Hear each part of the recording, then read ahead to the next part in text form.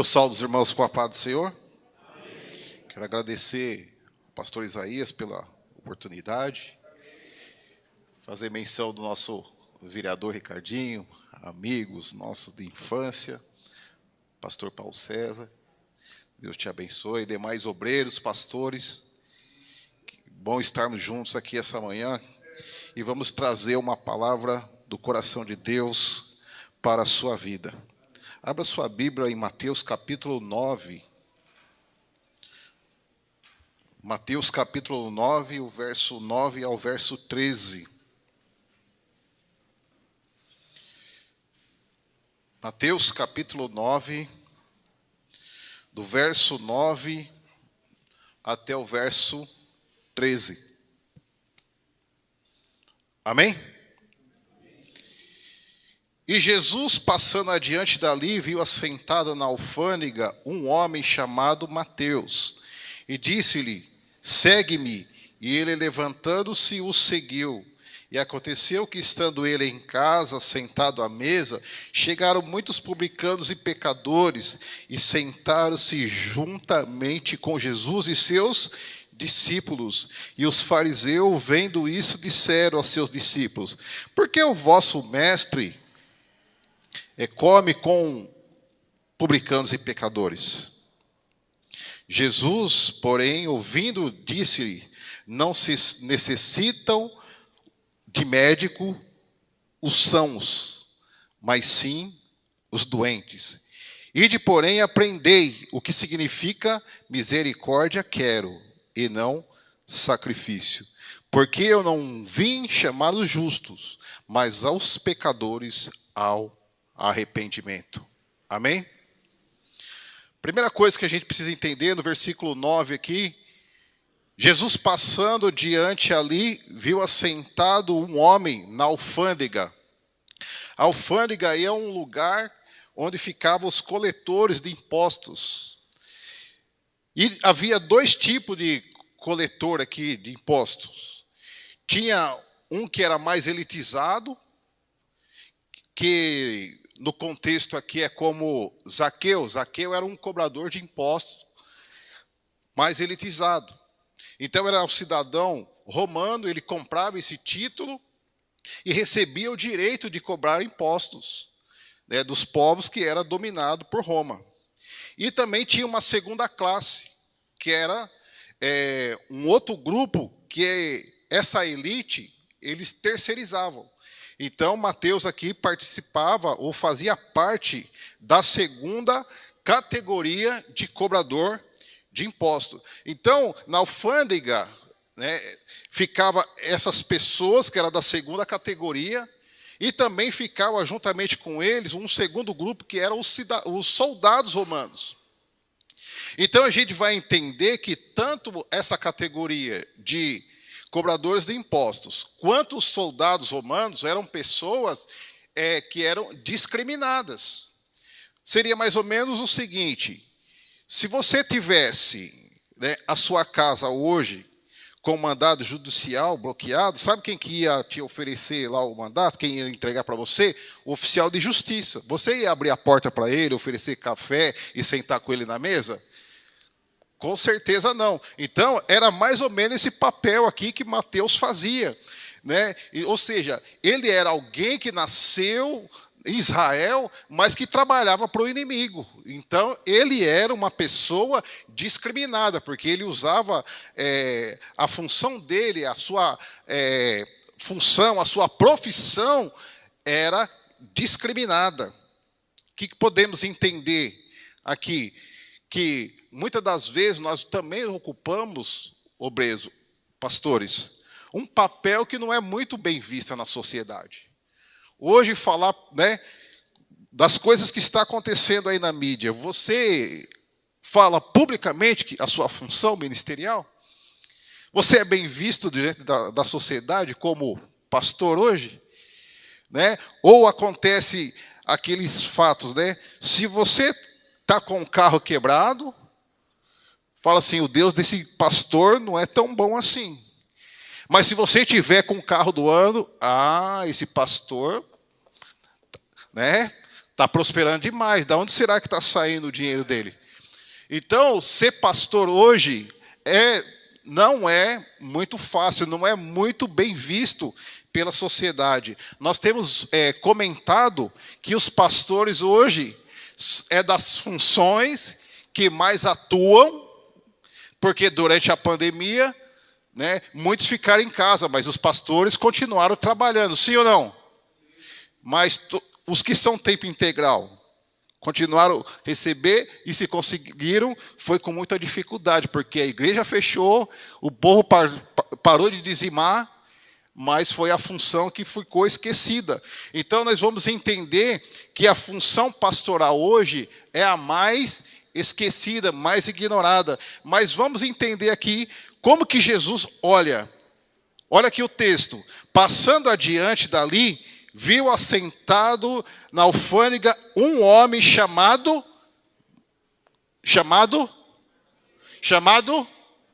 não entendi, mais um pouquinho mais forte. Jesus viu um homem chamado, mais forte, um homem chamado, mais forte, um homem chamado, sabe o que significa Mateus? O significado da palavra Mateus é presente de Deus. Então significa que, diante da sociedade, Mateus era um homem rejeitado pela sua função, era um homem rejeitado pela sua posição. Mas diante dessa situação, quando Jesus olha um homem ali, Jesus não olhou a sua função, Jesus olhou o seu nome. Jesus olhou a sua identidade. E Jesus entendeu, olha Mateus, eu não quero me preocupar com aquilo que você faz, se as pessoas te aceitam ou se elas te rejeitam, mas eu vejo você, Mateus, como alguém que é um presente de Deus. Você é um presente de Deus para esse ministério, você é um presente de Deus para a sua família, você é um presente de Deus para essa geração, você é um presente para o reino de Deus. Amém, pastores? Louvado seja o nome do Senhor. E o que aconteceu ainda nesse versículo? Primeiro, Jesus viu. Segundo, Jesus disse. Disse o quê? Segue-me. E ele, levantando-o, seguiu. Presta atenção. Primeiro, Jesus te viu. Primeiro, Jesus te olhou, te enxergou no meio das circunstâncias, no meio de situação onde as pessoas não acreditavam em você, onde as pessoas não acreditavam no seu chamado, porém você estava ali assentado. Mas depois Jesus te chama. Presta atenção, primeiro Jesus te vê, depois Jesus te chama. Quantos chamados nós temos aqui nessa manhã? Você está respondendo o seu chamado, você está cumprindo, você tem convicção de que Jesus realmente te chamou. É por isso que você está aqui nessa manhã. Mas nós temos uma lição para aprender ainda com Mateus. Ele não só ouviu. Quando Jesus falou para ele, segue, a palavra está dizendo que ele se levantou. Ou seja, ele teve uma atitude, ele teve uma posição. Ele não ficou só ouvindo o chamado, ele não ficou só sabendo do chamado, ele não ficou só entendendo que ele tinha um chamado, mas ele se levantou e teve uma atitude para responder a Jesus diante do seu chamado. Então nessa manhã Jesus está te dizendo, pastores e obreiros, tenham uma atitude diante do seu chamado. Não interessa se você só sabe a respeito do seu chamado, mas você deve fazer algo em relação a isso. Amém? E terceiro, levantando, ele teve uma proatividade. Ele o seguiu. Que nessa manhã realmente você venha escutar aquele que te chamou, ter uma atitude, se levantar, significa se motivar, buscar motivação, buscar algo que realmente te impulsiona para você realmente seguir o mestre.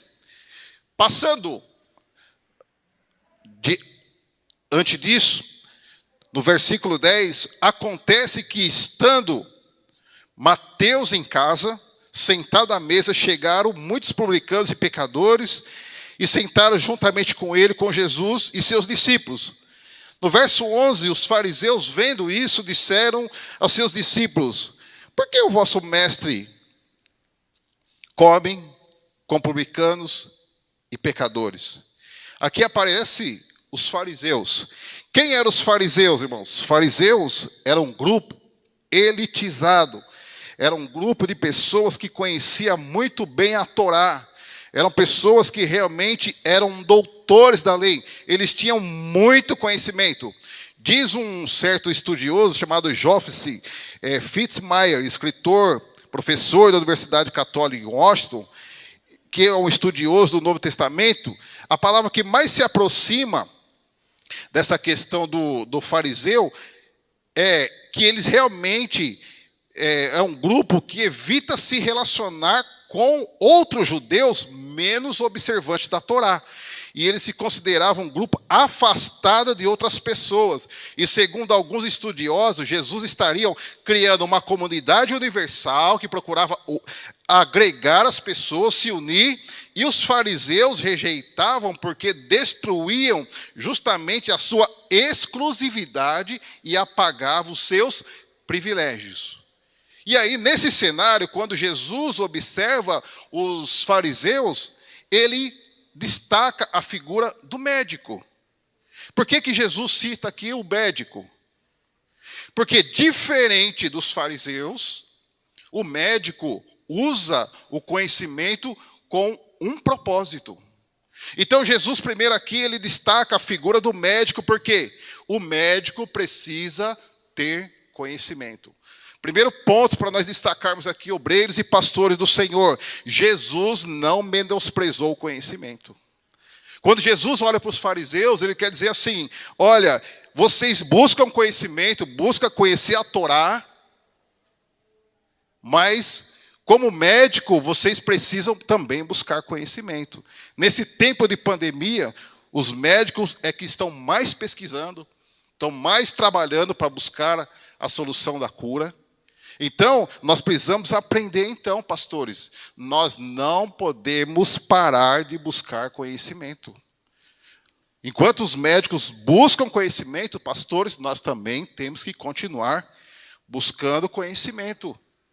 Então, Jesus, ele não isolou o conhecimento. Ele apenas comparou que o médico usa o conhecimento para um propósito. Enquanto os fariseus usavam esse conhecimento para se elitizar, os médicos usavam, no contexto aqui, o conhecimento para ajudar as pessoas. A segunda coisa que Jesus estava querendo mostrar aqui: o médico vem para os doentes. Pastores, essa palavra aqui mexeu muito comigo. Não espere na sua igreja pessoas sãs. Não espere que as pessoas que vão até a sua igreja sejam saudáveis, porque pessoas que precisam de igreja são pessoas doentes. Então é isso que Jesus estava falando assim, porque se você, pastor, é um médico, e durante esse tempo nós estávamos lá, né, vereador Ricardinho, pastor Isaías, quando o prefeito convocou os pastores para tratar da flexibilização, junto com o secretário de saúde, ele realmente reconheceu que enquanto os profissionais da medicina tratam do corpo, nós, pastores, tratamos da alma. Você não pode louvar o Senhor por esse seu chamado, pastores? As pessoas hoje, durante essa pandemia, elas estão doentes da alma. Elas estão doentes da alma, então elas estão sofrendo de ansiedade, de desespero. E você, pastor, você é o médico chamado por Deus para tratar as pessoas na alma. Então não espere que pessoas saudáveis cheguem na sua igreja. Talvez você esteja lá: Senhor, eu estou orando para o Senhor mandar embora essa pessoa, que ela é um problema. Essa pessoa que é doente da alma, que Deus tem levantado para que você realmente seja agente de Deus para tratar a vida dela. Amém? Amém? Então nós temos isso que Jesus veio tratar. Primeiro, a figura do médico. Segundo, a figura do doente. Por isso, no verso 12, já estou encerrando, ele diz assim, verso 13. Ide, porém, e aprendi de mim o que significa misericórdia. A palavra misericórdia vem de duas palavras que significa miséria, né, mais córdia, que está relacionado ao coração. Irmãos, tremenda essa palavra. Miséria é você ver alguém que está na miséria, alguém que está no chão, alguém que está no pó. Olha agora a posição. E o coração está nessa altura. Portanto, para eu olhar para aquele que está na miséria, olha a posição que eu tenho que fazer. Pôr o meu coração na miséria. Para isso eu preciso descer da minha posição, eu preciso me abaixar. O que eu aprendo com isso? Se nós estivermos na miséria, nós não podemos exercer misericórdia. Por isso Jesus te chama primeiro nesta manhã, para você se levantar e colocar-se na sua posição. E depois você, que estiver na sua posição, descê-la para exercer misericórdia por aqueles que necessitam. Amém? Vocês estão entendendo? Então que você realmente venha colocar o seu coração na necessidade do outro. Não ser como fariseu, achando que porque você tem o púlpito, você é exclusivo. Porque você tem a credencial, você é diferente. Mas saia da sua posição e vá até onde estão as pessoas. Porque ele termina dizendo, porque eu não vim chamar o justo, mas vim chamar os pecadores ao arrependimento. Ele fala, eu não quero misericórdia. Aliás, misericórdia quero e não sacrifício. Então, sacrifício é aquele que se esmeram para justamente buscar o seu chamado, para ser ordenado, é aquele que realmente trabalha para conquistar o seu ministério, mas quando chega naquela posição, ele quer se elitizar. Que o Senhor realmente tenha misericórdia de nós nesta manhã e possamos dar resposta àquele que nos chamou. Mateus, quando ele responde o chamado de Jesus, 3 coisas acontecem na vida dele. E eu quero que você também saia nesta manhã entendendo isso. Como Mateus, quando ele respondeu ao chamado de Jesus. Primeiro, ele passou a ser amigo de Jesus.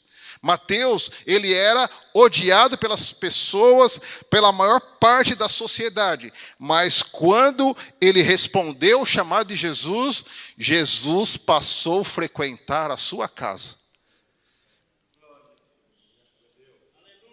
Mas a segunda coisa, aleluias, aleluias, passou a ter outros discípulos de Jesus como amigo, porque Jesus não foi para a casa de Mateus sozinho. Jesus passou a frequentar a casa de Mateus, mas passou também os outros discípulos de Jesus frequentar a sua casa. Portanto, pastores, se você der ouvido ao chamado de Jesus, ele vai passar a ser o seu amigo. E outra coisa, os outros pastores vão também ser os seus amigos, vão fazer parte do seu grupo de relacionamentos, e você não se sentirá mais sozinhos. E a terceira coisa, ele passou a ser referência para os outros pecadores, os outros cobradores de impostos. Veja que interessante, porque os pecadores aqui eram os soldados romanos que viviam longe da sua casa, longe da sua pátria, longe da sua família. E eles trabalhavam, faziam o quê? Eles ficavam fora quando não estavam em guerra, em tabernas, bebendo e em prostíbulos. Então, por isso era um grupo rejeitado. E essas pessoas passaram a frequentar a sua casa. E Mateus passou a ser referência para os pecadores e publicanos. Então, se você der ouvido à voz do Senhor teu Deus e responder o seu chamado, você terá Jesus como seu amigo, você terá outros pastores como seus amigos e fazendo parte do seu grupo de relacionamento. E o mais importante, você vai ser referência para as pessoas que estão desacreditadas, que realmente, como você, que passou um dia a ter credibilidade, outras pessoas terão credibilidade também como você. Que essa palavra fique no seu coração e que realmente Deus venha honrar o seu chamado, como Ele tem honrado aqui o chamado de Mateus. E olha que interessante, vocês sabem por que eu preguei essa palavra e li essa palavra nesse texto? Vocês sabem? Porque foi ele que escreveu. Foi ele que escreveu. Quando ele fala assim, ó, um homem, era Mateus escrevendo a sua própria biografia. Você também, você será usado por Deus, aleluia, para você também escrever a sua própria biografia e outras pessoas lerão depois a sua história, como nós agora estamos lendo a história de Mateus. Amém? Deus abençoe.